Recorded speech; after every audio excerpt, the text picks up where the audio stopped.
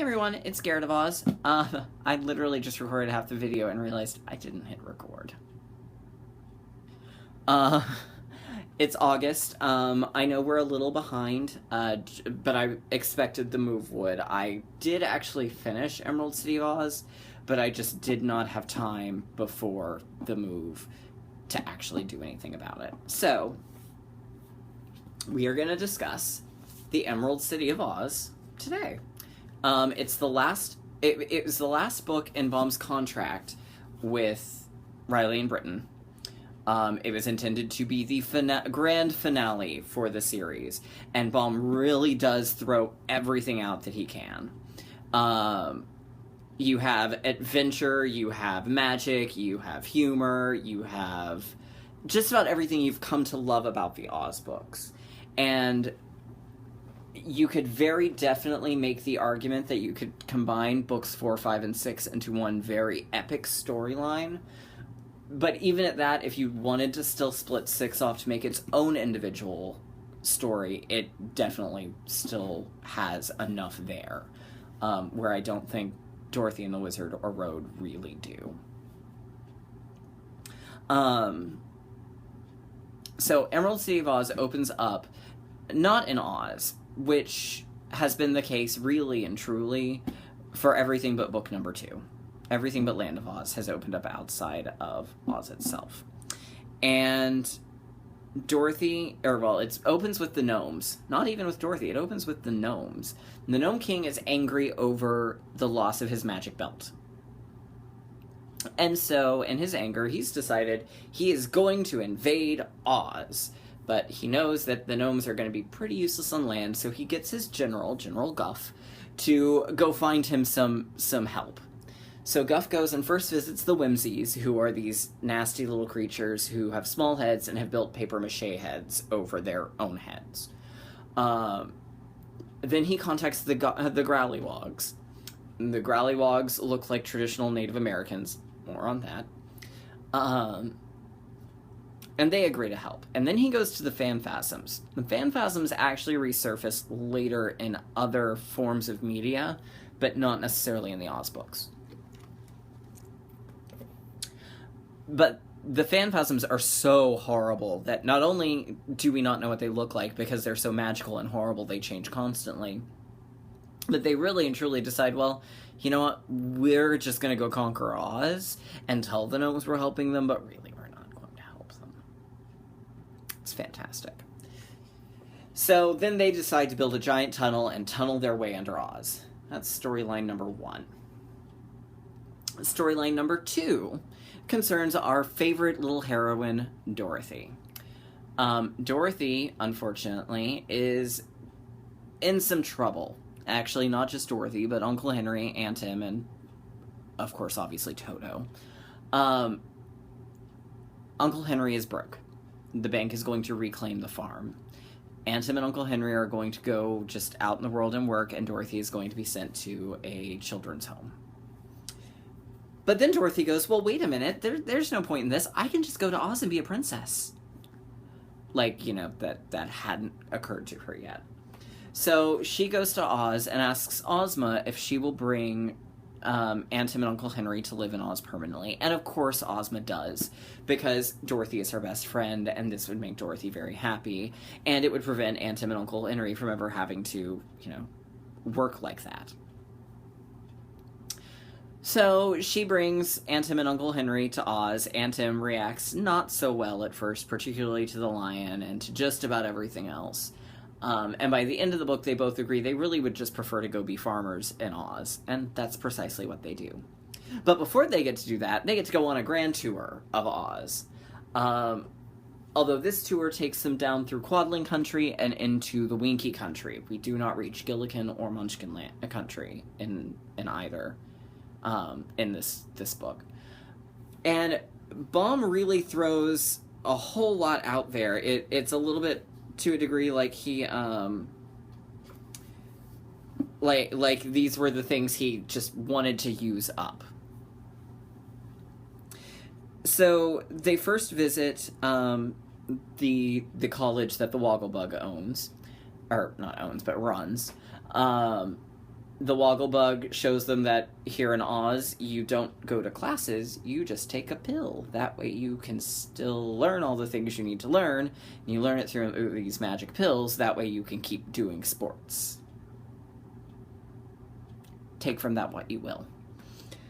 They then visit the Cuttin Clips, which is a giant paper doll world. Then the Fuddles, who live in Fuddlecumjig, are all jigsaw puzzle pieces. And then, of course, Dorothy gets lost, because you can't have an Oz book without Dorothy getting lost in some capacity. And she gets captured by the living kitchen utensils of Utensia and nearly executed.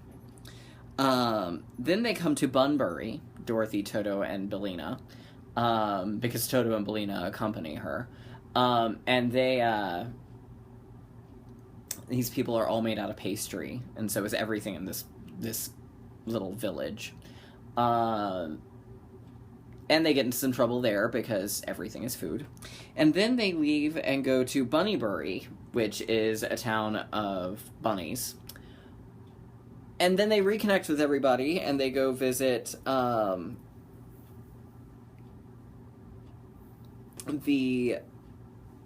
land to the west. They come across they visit the Tin Man's castle. They visit the Scarecrow's new home, which is a gigantic corn cob designed for him by Jack Pumpkinhead, who is quite the architect. And that's when they discover that Oz is under attack to be destroyed. Ozma has seen them coming in the magic picture, but Ozma has a plan. Instead of attacking them, because Oz is now a utopia, it is full utopia. There's no more money. Everyone makes things and shares with each other. It is the perfect society. She realizes that they're going to be digging themselves up directly in front of the Forbidden Fountain. And the Forbidden Fountain, when you drink from it, causes you to forget everything. So she uses some magic to make the tunnel, which I'm sure was already dusty to begin with, extremely dusty. So that way when they burst forth from the ground, they're super thirsty, and before they decide, let's, do some battling, Ozma goes, well, here, why don't you at least drink from the fountain first? Refresh yourselves, that way you can conquer us properly. And of course they then forget. And that's how Ozma saves the day. But because of this, and because of the dangers, Ozma, Dorothy, and company go to Glinda. And Glinda informs them, that she's already taken care of it. What she has done is she has cast a spell of invisibility. So there is now an invisible barrier around Oz. And they are now completely cut off from everything. So the series closes with Baum informing us, the readers, that he received a note from Dorothy on a bird's wing that says that there will be no more about Oz, that she is truly grateful to the children and to Mr. Baum, and that she will always love them. No Whitney Houston ballads. So that's how the book, and effectively the series was supposed to end. I mean, the very first, the title page for the book is the Scarecrow and the Tin Man hugging and saying farewell. And then the final page with the end is Dorothy and Ozma and the Wizard, and they're waving goodbye to everyone. So that's how the series was intended to end. Baum was understandably kind of tired of writing Oz, and logistically, in terms of length and number of volumes, Harry Potter ends with 7. The Chronicles of Narnia ends with 7. The Lord of the Rings is 3 books plus The Hobbit, if you want to include The Hobbit as the Lord of the Rings in that grouping. Alice in Wonderland is only 2. When you look at the pantheon, really and truly, outside of Terry Pratchett's Discworld series, the Game of Thrones series is going to be 7. But outside of the Discworld series and the series of Unfortunate Events, in terms of episodic with the same characters intact, and I'm not sure, I have not read Discworld, but I know there's a lot of books. 7 tends to be the maximum. It tends to top out right at 7. So Baum's at 6 already, plus a musical that he wrote, plus, excuse me, plus another two stage musicals. He's done a lot with this already. So he's very definitely ready to move on. Unfortunately for him, that's not. Unfortunately for him, fortunately for all of us, this is not the case. But it's clear from the very outset that he intended for Emerald City to be the end. And subsequently as well, Riley and Britton pulled out all the stops with first editions. I unfortunately do not have a first edition. I also don't even have the Books of Wonder reprint. Pardon me. The first editions of the books, and thankfully a very kind friend shared a photo with me so that I could display for you,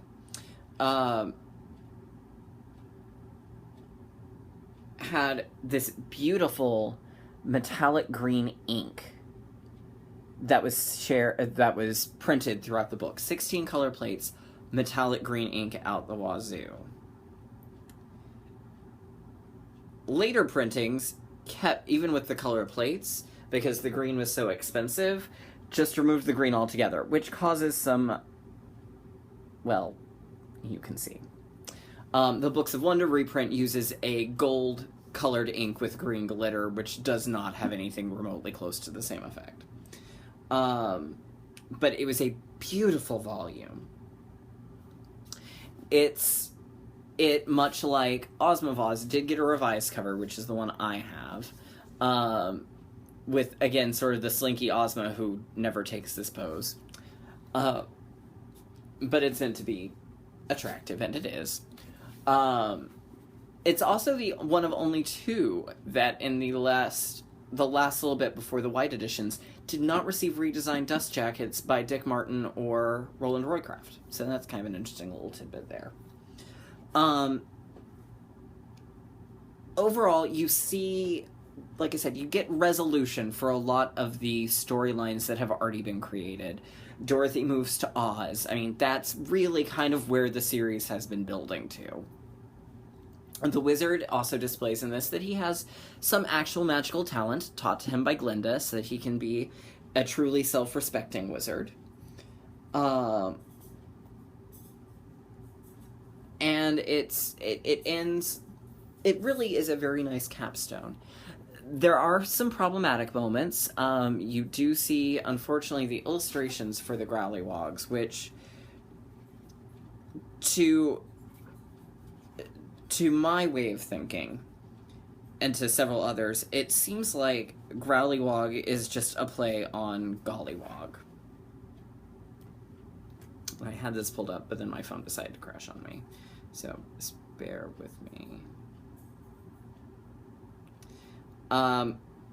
Gollywogs were, well, trying to find an actually good picture of a Gollywog. Gollywogs themselves are now incredibly racist. They're the little black stereotypical dolls from the turn of the century. Yeah, very not okay. Now, the Growlywogs, probably what Baum was thinking here was Gollywog, people know what Gollywogs are, well, let's sort of be a little whimsical and turn that and make it Growlywog. Which, in and of itself, wouldn't be a problem. Neil's really who exacerbates it, because this is what they look like. Yeah. And unfortunately, because there was this satirical article found fairly recently that Baum wrote that calls for the extermination of all the Native Americans, that really does not help the case. I don't believe it's as offensive as characters you will see when we get into Patchwork Girl. I honestly think they're worse and more overt, whereas I do believe Growlywog is just intended to be a sort of a twist on a known word. That being said, the Growlywogs do appear in the Sinar adaptation of Emerald City, which does actually hew somewhat close to the books. Of the 4 in the Sinar series that are adapted, it probably strays the greatest, because Dorothy doesn't move to Oz. The whole journey through Quadling Country is cut. Instead, it's focusing on Ozma being crowned queen. But it cuts weirdly the Phanphasms and the Whimsies, and only has one Growlywog, who is sort of like a giant snapping turtle without a shell that walks on 2 feet. Take from that what you will.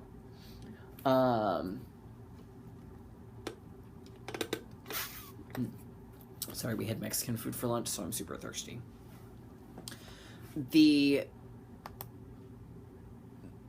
So you have a little bit of a problem there. The big nice thing about Emerald City is that it is a perfectly delightful, very fast-paced, particularly for Baum, who in his early books isn't always the quickest paced, especially Land of Oz. You get a whole lot of delightful fun out of this one. If I'm ranking again my favorite books so far, and you take Wizard out, I think I would still place Ozma as my second favorite, with this as a very close third.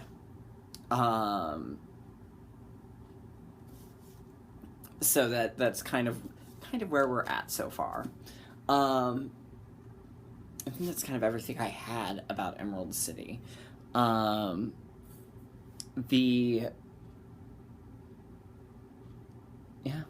that's pretty much everything. So Emerald City was printed in I'm going to say 1909, but I'm confirming that. Give me a 1910. The next Oz book appears in 1913. And there's actually 2 that are that year. So we're going to do both of them next. First up is Little Wizard Stories of Oz. And I'm reading from the Books of Wonder edition. Now, if for some reason nobody has a copy of this one's not, it's fairly slight. I mean, it's 6 short stories, you know, but these were the first ones to come out, 1913, and we'll go into a little more of their history. And then we're also going to be finally getting into The Patchwork Girl of Oz, which I absolutely loved the first time I read it, which was in the 6th grade. That was when I read the majority of the Oz books, other than Wizard, Land, Ozma, and Dorothy and the Wizard, because I read the first 4 and I never made it through the 5th one. I actually never attempted to read Emerald City. This was actually my first time reading it, which was a lot of fun. I definitely really did enjoy it. So it's been kind of fun to read one for the first time. We're about to get more of that soon. The next one after that is Patchwork Girl. This is actually a 1920s edition. It's Riley and Lee. It's after the transition from Riley and Britton to Riley and Lee. But it has color. Boo-doo. So I'm really looking forward to the fact that this is going to be my first one with the color that I can actually read as we go along. And it introduces one of my favorite characters in the Oz groups, which is the Patchwork Girl. She's just a hoot. So that's kind of that. Other things to sort of touch on that are kind of fun. Those of you who do have kids and don't know about the new Boomerang app, or those who don't have kids and don't know about the Boomerang app, presumably if you're watching this, you like Wizard of Oz. And there is a new animated series that is only on the Boomerang app. It is a streaming service. It's $4.99 a month, or I think $40 for a full year. It's got a ton, to begin with, it's got a ton of classic cartoons. It's got most of the old Looney Tunes. It's got currently the first season of the Flintstones, but more will be coming. Same with the Jetsons. It's got, like I said, it's got most of the Looney Tunes. It's got Adam Ant. It's got a bunch of the Scooby-Doos. But it also has this brand new series called Dorothy and the Wizard of Oz, which is an absolute blast. It's aimed at the 8 to 9-year-old crowd, well, probably the 6 to 8-year-old crowd, but it's a lot of fun. And it brings in a lot of characters from the books. I was watching it with my friend Sarah for her birthday, and we were just going, oh my gosh, because you get, you know, they go to Fuddlecumjig at one point. You see maps of Oz. There are characters and ideas that come directly from the books, that it's clear that the creators know the books, or at least took the time to read the books, that I'm incredibly impressed. It's very definitely set in the MGM sort of universe, but aside from the character design of the main four and the Emerald City, it really hews its own way, which is so nice to see. And unlike the 1990s Deke series, you do hear Over the Rainbow and Merry Old Land of Oz, and you hear the music from the film, but it's all background underscoring. Nobody has burst into song. Nobody has come up with new lyrics to famous songs. So it's never invasive. So I highly recommend that. And then also exciting is at the end of this month, the Sinar series, which aired domestically on HBO in the late 80s, is finally being released in full on both DVD and Blu-ray. Now, it's only going to be the English version. The Japanese version may get its own release later, but they have not, the company Discotek has not determined if they will do so or not. But still, it's the first time all 52 episodes have been aired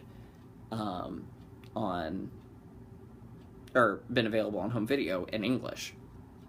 They are available in French, Spanish, Mandarin, probably other Asian languages, but I don't know outside of the Mandarin release, but I'm sure. Yeah, that's about all. Well, and then there's a fan dub of it in Hebrew, which is kind of a trip. But it's pretty exciting. So, you know, 2 big things coming. And my review of Dorothy and the Wizard of Oz will appear in the next issue of the Bomb Bugle. So if you're not a member of the Oz Club, you need to join so that you can see my review, because it's going to be awesomes. So, anyhow, that was it. I will see y'all later this month. I will probably do a separate video for Little Wizard and for Patchwork Girl. But it's going to depend after because I've not read Little Wizard. Going to depend on how much there actually is to say about it.